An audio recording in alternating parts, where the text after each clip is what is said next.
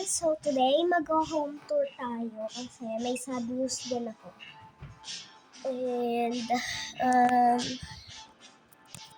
um, kasi ngayon lang siya dumating. So, ayun nga. Di ko pa din alam kung ano gagawin ko kasi nagugulo na naman siya. Hindi yung si Clubby, hindi siya yun. Ang nanggugulo sa akin is yung rack na to. Kanina pa ako nagpa-paint na ng kulay pink. Pero ayaw maging kulay pink. Ayan o, nagiging kulay pink siya pag nakaganyan.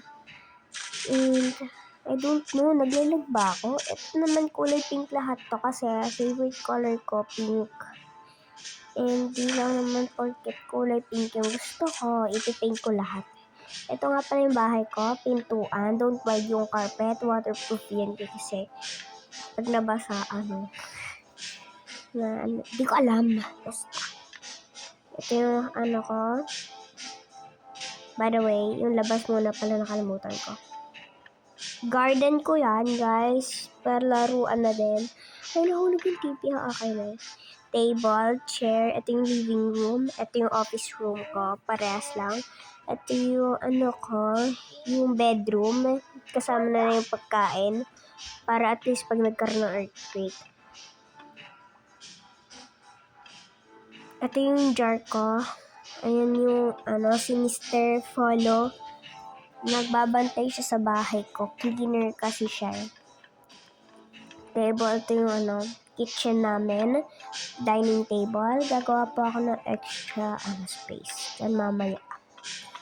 Ayun nga guys. Kasi tinatanong niyo sa akin ba't yung mga ibang video ng mini vlog na home tour ba't English, ba't ako hindi? Bakit? Masama bang mag-English? Masama bang mag-Pilipino at English? Masama bang mag-Chinese? Masama ba lahat ng language?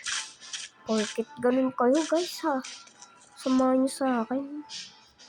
Mag-a-object. Yeah.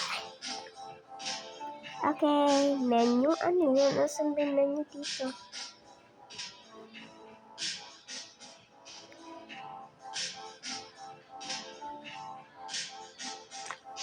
Okay.